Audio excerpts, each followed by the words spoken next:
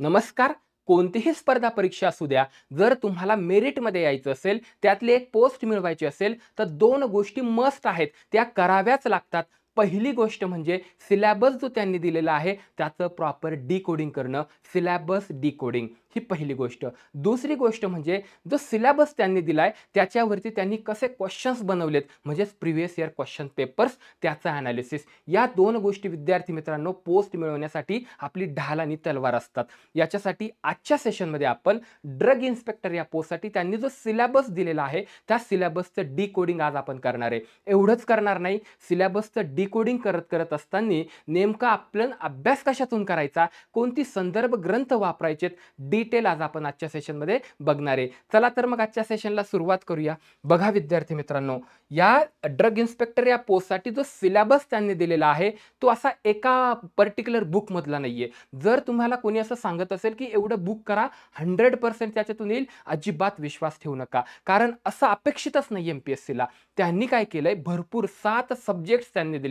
ते प्रॉपर आता तुम्हाला सांगू का थोडक्यात काय, जशी शेळी बघा, एकच झाड खाऊन पोट नाही भरत तिचं. ती प्रत्येक झाडातलं शेंडा खाते आणि म्हणून पहिलं आपले काय म्हणायचे पूर्वज, की शेळीचं दूध सगळ्यात चांगलं आहे. सेम असंच केलं एम-पी-एस-सीने. सगळे जे 7 सब्जेक्ट त्यांनी दिलेत, आपण ते पुढे बघणार आहे. त्याच्यामध्ये त्यांनी काही कोर पार्ट जो आहे तो निवडलाय आणि तो आपल्याला अभ्यासायचा आहे. डिटेल आपण बघणार आहे. पण आता एक बुकच नाही, मग काय करायचं? तर विद्यार्थी मित्रांनो, तुमच्यासाठी आम्ही एक बॅच लॉन्च करतोय, कंप्लीट बॅच, जी ड्रग इन्स्पेक्टर 2025 साठी असणार आहे. विद्यार्थी मित्रांनो, खरं सांगू का, ही बॅच म्हणजे माझं छोटं बाळ असणार आहे. बघा, एखादा बाप जे असतो ना, एक टहाण्या बाळाला खूप प्रेम देतो. त्याचं पूर्ण विश्व जे असतं, पूर्ण दिवस त्याच्यासाठीच असतो. माझं लाईफमधला जोपर्यंत तुम्ही जी सी-बी-टी होईल आणि इंटरव्ह्यू होईल, जोपर्यंत तुम्ही पेपर देऊन इंटरव्ह्यू देऊन येत नाही, तोपर्यंत माझं लक्ष तुमच्यावर असणार आहे. डेली तुम्ही डायरेक्ट माझ्याशी कनेक्ट असणार आहेत. इतकं डिटेल म्हणजे माझी इच्छा आहे, की प्रॉपर तुम्हाला ना एक व्ह्यूने तुम्हाला कसं या एक्झाममध्ये क्वालिफाय करायचं, इंटरव्ह्यूसाठी मदत करायची आणि फायनली पोस्ट तुम्हाला मिळवून द्यायची, याच्यासाठी मी म्हणजे माझं छोटं बाळच असणार आहे. इतकं डिटेल म्हणजे मी इमोशन सांगू नाही शकत, पण डिटेल तुमच्यासाठी सगळं काही करणार आहे. आता ही जी कंप्लीट बॅच आहे ना विद्यार्थी मित्रांनो, सगळ्यात आधी एकट्याचं हे काम नाहीये. याच्यासाठी आपल्याकडे 5 फॅकल्टीज आहेत, इन्क्लुडिंग मी. माझ्यासोबतच्या 5 फॅकल्टी सगळे डेमो लेक्चर तुम्हाला YouTubeला भेटतील, ॲपमध्ये भेटतील. प्रत्येक टॉपिकवरती लाईव्ह सेशन्स घेतील. झालेले लाईव्ह सेशन्स रेकॉर्ड पण राहतील 1 वर्षभर. ही एक्झाम सोडा. जर तुमचं ड्रग इन्स्पेक्टर झालं, सगळं बंद करून टाका आणि छान जॉब करा. पण जर समजा बॅड लक आहे तुमचं, नाही झालं, तरी 1 वर्ष तुम्हाला ॲक्सेस भेटेल. जेणेकरून फार्मसी रिलेटेड अजून काही पोस्ट आल्या, तर तुम्हाला याच्यामध्ये ना या बॅचच्या बाहेरचं काही करायची गरज नाही पडणार. याच्यासाठी 1 इयर व्हॅलिडिटी ठेवली. प्रत्येक डिटेल सब्जेक्टमधला डिटेल जो टॉपिक आहे, डिटेल लाईव्ह लेक्चर होईल. ऑटोमॅटिक ते रेकॉर्ड होईल. रिपीटेडली किती वेळेस पाहू शकता. सगळ्यात महत्त्वाचं मेंटरिंग, डायरेक्ट टीचरसोबत कनेक्ट. तुमचा एक ग्रुप बनला जाईल. तुम्ही एकटे सगळे हे 5 लोकं यांच्यासोबत तुम्ही डायरेक्ट इंटरॅक्ट, कॉल तुम्ही करू शकता, व्हिडिओ कॉल्स असणार, झूम मीटिंग असणार, डिटेल आहे. तुमचं जर सी-बी-टीमध्ये सिलेक्शन झालं, मुलाखतीला मग मात्र ना तुम्हाला आमच्या अकॅडमीला यावं लागेल. माझ्या कॉलेजचे जे प्रिन्सिपल आहेत, जे जस्ट रिटायर्ड झालेत, ते फर्ग्युसन कॉलेजला देखील हेड ऑफ डिपार्टमेंट्स होते. ते त्यांच्यासोबत एक टीम असणार आहे 4-5 लोकांची, त्यांच्यामध्ये इन्क्लुडिंग मी देखील असणार आहे. तुमचं मुलाखतसुद्धा याच बॅचमध्ये. तुम्हाला एक्स्ट्राचं काही नाही, फक्त येण्या-जाण्याचे पैसे तुम्हाला भरावे लागतील. बाकी तुम्हाला काही करावं लागणार नाही. म्हणजे ना, एक छोट्या बाळासाठी पूर्ण आयुष्य जसा एखादा बाप जगतो, तसं मला एकदा जगून बघायचंय. डिटेलमध्ये एक कॅन्डिडेट माझ्या विश्वासावर आला, त्याला डायरेक्ट ना ड्रग इन्स्पेक्टर करून सोडायचं. तोपर्यंत त्याची साथ नाही सोडायची. भलं मग तू नंतर पोरगी घेऊन पळून गेला, तरी आपल्याला काही वाटलं नाही पाहिजे. जस्ट तुम्ही तुमच्या लाईफमध्ये ड्रग इन्स्पेक्टर म्हणून खुश राहिलात, बस इथपर्यंत मला साथ द्यायची. याच धर्तीवरती ह्या इमोशन्स मी जस्ट बोललोय, पण अशा पद्धतीचा प्लॅन असणार आहे. बॅच कंप्लीट बॅच असणार. सगळी सी-बी-टी आणि मुलाखतीची तयारी या बॅचमध्ये होणार. जेवढ्या नोट्स तुम्हाला भेटणार, जेवढे सब्जेक्ट्स आहे, त्या डाउनलोडेबल असणार. डायरेक्ट प्रिंट करून घ्यायच्या. कॉम्पिटिशन नाही वाढवायची, लोकांना शेअर नाही करायचे. आपलं प्रॉपर प्रिंट करा, डिटेल अभ्यास करा. फ्रस्ट्रेशन आलं, डायरेक्ट टीचरशी बोलायचं. हे झालं. याच्यानंतर ना सिलेबस डिकोडिंग आजच होतंय तुमचं. जे पी-वाय-क्यूज आहेत आणि काही अतिसंभाव्य प्रश्न असणार आहेत, डायरेक्ट अकॅडमीचे टीचर ते बनवतील, ॲपमध्ये तुम्हाला प्रोव्हाईड होतील. ते सोडवायचे तुम्हाला. टीचरसुद्धा तुमचे लाईव्ह सेशन्स घेऊन सोडून देतील, की कसं लॉजिक वापरायचं, करेक्ट आन्सर कसं आलं, हेच का बरोबर, हे सगळी गोष्ट इथे होणार आहे. टेस्ट सिरीज जसा फायनल पेपर असणार सीबीटीचा, बरोबर, सेम त्याच धर्तीवर तुम्हाला सीबीटी म्हणजे जसा फायनल पेपर आहे त्याच पद्धतीचा ॲप्लिकेशनमध्ये तुम्हाला त्याच पद्धतीचा ॲक्सेस मिळणार आहे. तुम्ही टेस्ट सिरीज सुद्धा त्याच पद्धतीच्या असणार आहे. म्हणजे ना प्रॉपर अभ्यास करायचा, अभ्यास झाल्यानंतर टीचरची मेंटरिंग ठेवायची. एवढ्यासोबतच तुम्हाला जसा फायनल पेपर आहे याची एक रंगीत तालीम सुद्धा याच बॅचमध्ये तुम्हाला भेटणार आहे. विद्यार्थी मित्रांनो, जर जॉईन व्हायचं असेल तर ॲप स्टोअर असेल किंवा तुमचा आयफोन आहे, अँड्रॉइड आहे, तर डायरेक्ट तुम्ही PDK अकॅडमी हे ॲप सर्च करा, डाउनलोड करा. तुम्हाला जर माझ्याशी बोलायचं असेल तर तुम्ही साधारणतः संध्याकाळच्या वेळेस 84 46 13 23 24 या नंबरला कॉल करू शकता.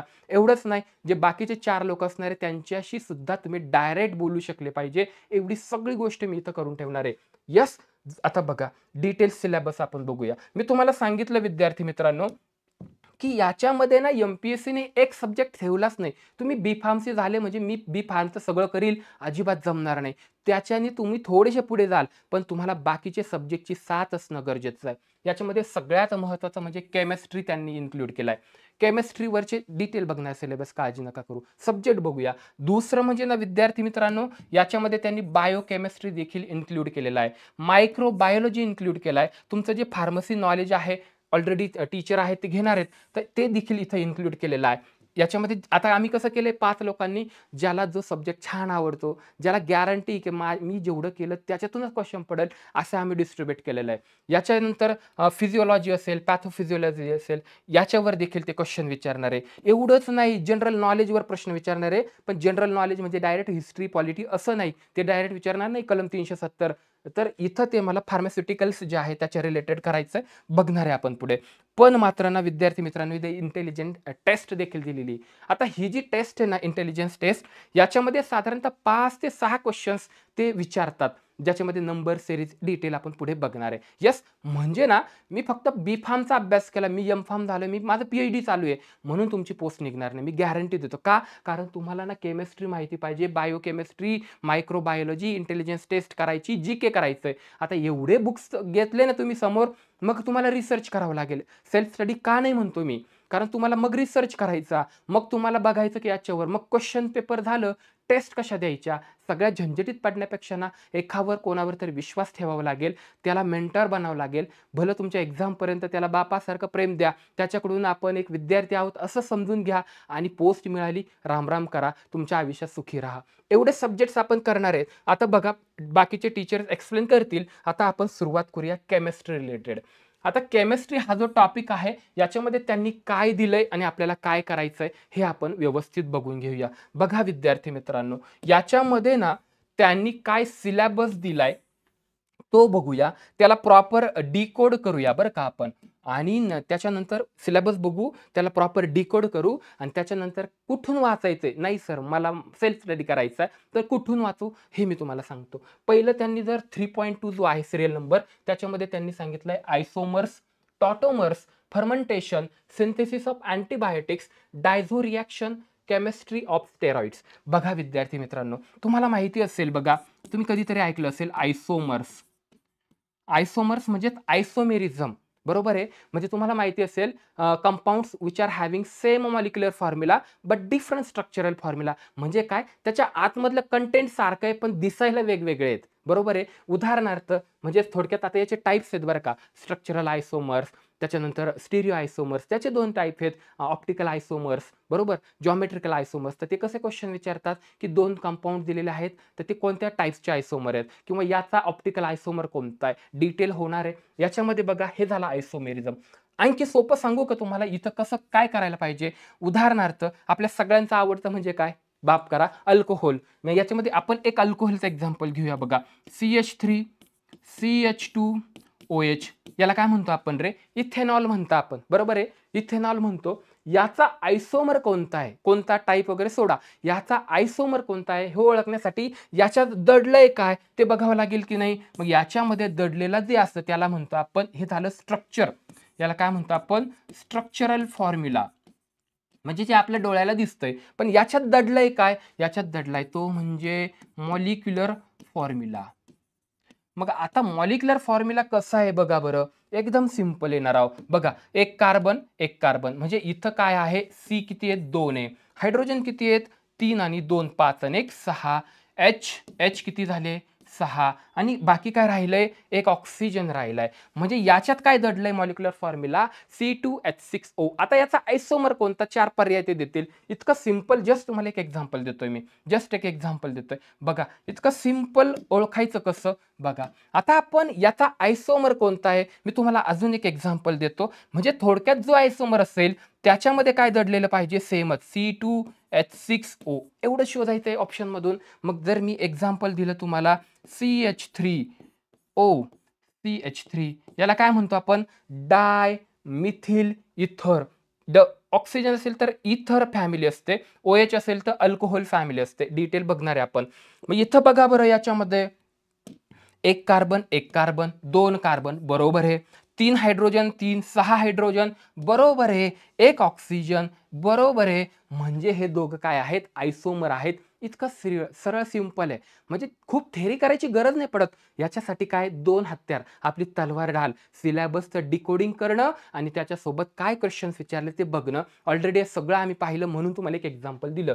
हे झालं आयसोमेरिझमवर. याच्यानंतर बघा विद्यार्थी मित्रांनो तुम्हाला माहिती पाहिजे टॉटोमर्स. बघा आता टॉटोमर्स म्हणजे काय. टॉटोमर्स म्हणजे काय बघूया आपण. टॉटोमर्स म्हणजे it is also called keto enol tautomerism. माहिती असेल तुम्हाला किटो इनॉल टॉटोमेरिझम. किटो म्हणजे कीटोन आणि इनॉल म्हणजे काय. इन म्हणजे डबल बॉन्ड, ओल म्हणजे काय आत्ताच पाहिले ना अल्कोहोल. एक एक्झाम्पल देऊ तुम्हाला याच्यावर कसे क्वेश्चन्स विचारतात. तुम्हाला एक प्रॅक्टिस व्हावी म्हणून घेतो. आता CH3 काही इकडून लिहितात असं लिहायला पाहिजे. कार्बननी बॉन्डिंग होत असते. आपण एक किटो घेऊ. किटो म्हणजे ketone C double bond CH3 याला काय म्हणतो रे आपण ऍसिटोन म्हणतो. आता मला इनॉल दाखवायचा ना याचा इनॉल दाखवण्यासाठी मी काय करतो बघा थोडंसं चेंज करतो. या हायड्रोजनला आहे ना मी तुम्हाला ओळखण्यासाठी तुम्हाला ओळखता यावा म्हणून मी असे 3 हायड्रोजन करतो.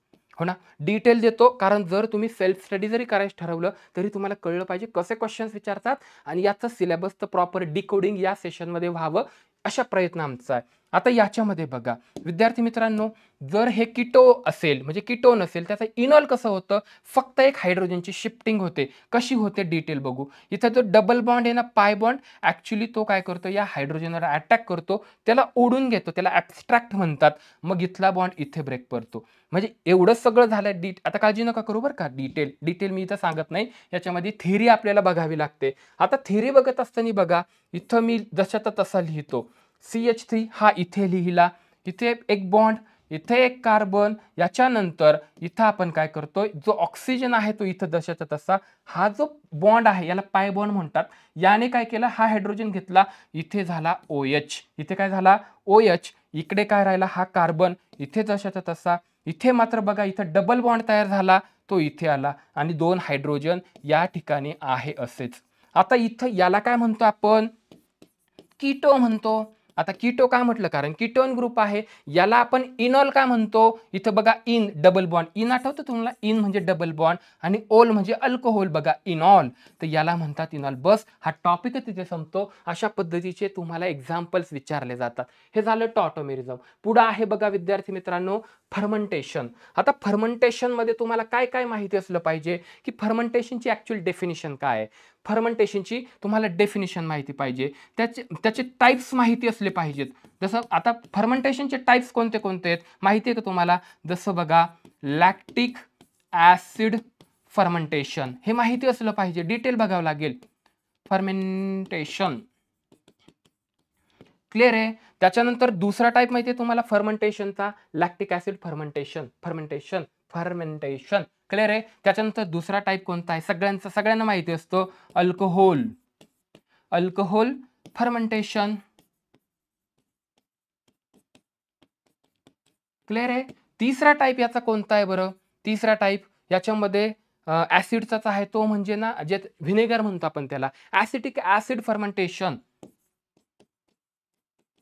काय म्हणतो ऍसिटिक ऍसिड फर्मेंटेशन हे देखील विद्यार्थी मित्रांनो फर्मेंटेशनमध्ये डिटेल करावं लागणार आहे.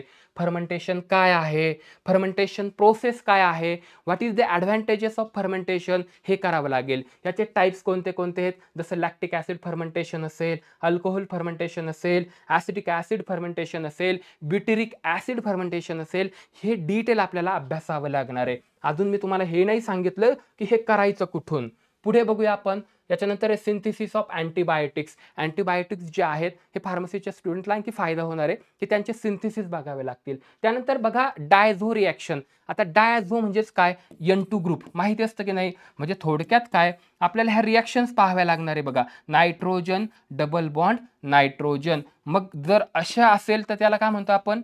डायझो रिॲक्शन. तर ह्या रिॲक्शन्स आपल्याला इथे बघावं लागेल. दुसरं बघा, कधी कधी ह्या रिॲक्शन्स कशा असतात? हे झालं डायझो रिॲक्शन. कधी कधी हे आता आपल्याला माहिती ना नायट्रोजनची व्हॅलन्सी किती असते? 3 असते. मग या ठिकाणी अशा पद्धतीच्या सुद्धा रिॲक्शन असतात. पण इथं काय झालंय? इकडं नायट्रोजनची व्हॅलन्सी 3 सॅटिस्फाय झाली, पण इकडं तर 4 झाली. म्हणजे या ठिकाणी नेहमी प्लस चार्ज येत असतो. म्हणजे ह्या डायझो रिॲक्शन्स देखील करायच्यात. त्याच्यानंतर आपल्याला काय करायचंय? सगळ्यात महत्त्वाचं ते म्हणजे केमिस्ट्री ऑफ स्टेरॉइड्स. आता स्टेरॉइड्स म्हटलं की त्याचे डेफिनिशन काय? काय काय करायचंय तुम्हाला? लिहून ठेवा बरं का. फार महत्त्वाचं आहे. ह्यात स्टेरॉइडमध्ये तुम्हाला डेफिनिशन काय आहे हे सुद्धा करायचंय. ह्या स्टेरॉइडचे फंक्शन कसे असतात? फंक्शन इन बॉडी हे देखील करावं लागेल तुम्हाला. बॉडीमध्ये त्या स्टेरॉइडचं फंक्शन काय आहे किंवा यांचे नोमेनक्लेचर विचारतात. यांचे नोमेनक्लेचर विचारलं जातं. यासोबतच हे जे स्टेरॉइड आहे त्याचं आयसोलेशन कसं असतं? त्याच्या मेथड काय आहेत? आपण इथे लिहूया. Isolation method. Isolation method. यानंतर विद्यार्थी मित्रांनो हे झाल्यानंतर तुम्हाला फार्मॅकोलॉजिकल ज्या ऍक्शन्स असतात स्टेरॉइडच्या, कोणत्या? फार्मॅकोलॉजिकल ऍक्शन्स ज्या असतात, बरोबर, फार्मॅकोलॉजिकल ऍक्शन ऑफ स्टेरॉइड हे देखील प्रॉपर करावं लागेल. डन. आणि याही व्यतिरिक्त तुम्हाला बायोसिंथेसिस जे आहे या स्टेरॉइडचं बायोसिंथेसिस ते देखील करावं लागेल. बघा 3.2 मी तुम्हाला डिटेल सांगितला. बघा विद्यार्थी मित्रांनो हे झालं 3.2 हा सिरियल नंबर जो आहे सिलेबस मधला. आता हे कुठून करायचं? तर एवढं सगळं काय, आता हा थोडासा ऑर्गॅनिकचा पण पार्ट आहे, ऑर्गॅनिक केमिस्ट्रीचा. हे एका बुकमधून नाही भेटणार, पण तरी तुम्हाला जर करायचं असेल, जर तुम्ही सावित्रीबाई फुले पुणे युनिव्हर्सिटीमध्ये कुठेतरी आहात, पुण्यामध्ये आहात, नाशिकमध्ये आहात, तर मनाली पब्लिकेशनचं बुक निरालीचं पण आहे, पण मनाली बेस्ट आहे. त्याच्यामध्ये तुम्हाला सेकंड इयर BSc आणि थर्ड इयर BSc, बरोबर, सेकंड आणि थर्ड इयर BSc म्हणतो मी, बॅचलर ऑफ सायन्स, हे बुक्स तुमच्या काम येणार आहे. बस एवढे 2 करा, तुमचे पहिला टॉपिक कंप्लीट होईल 3.2चा. आता बघा 3.4 याच्यामध्ये देखील त्यांनी केमिस्ट्री इन्क्लूड केलंय. मी शॉर्टमध्ये घेतो, थोडंसं डिटेलमध्ये पुन्हा कधीतरी आपण बघूया.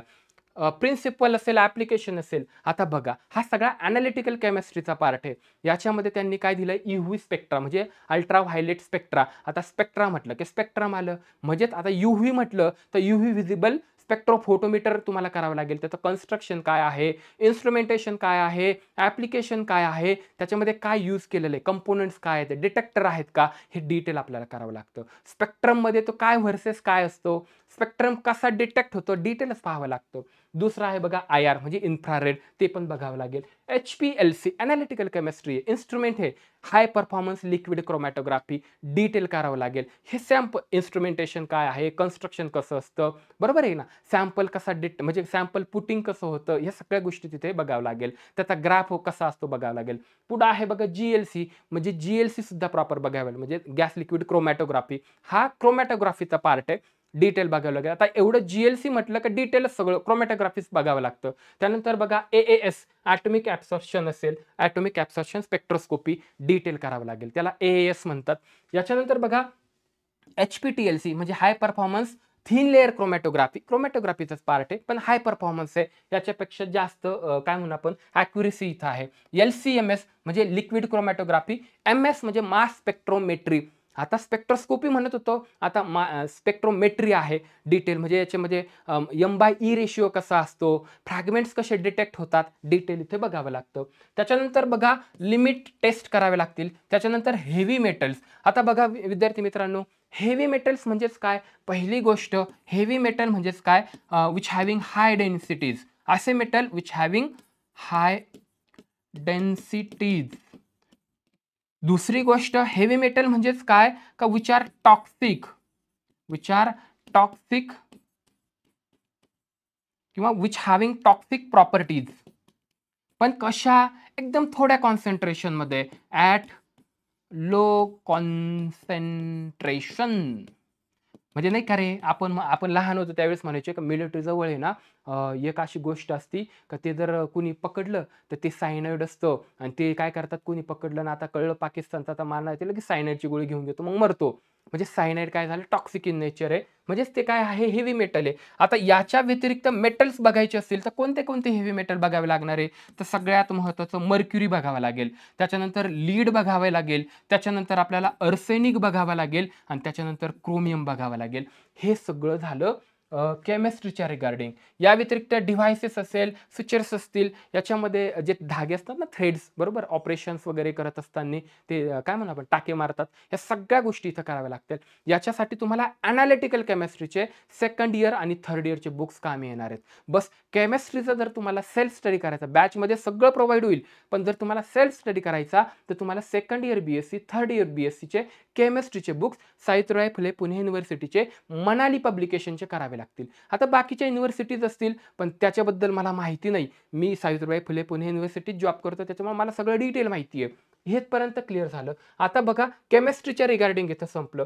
आता आपण शॉर्टमध्ये बायोकेमिस्ट्रीचं बघू, आणि कोणतं बुक यूज करायला पाहिजे आणि काय त्याचं डिटेल आहे ते बघणार आहे. बघा याच्यात त्यांनी काय काय सांगितलं बघा.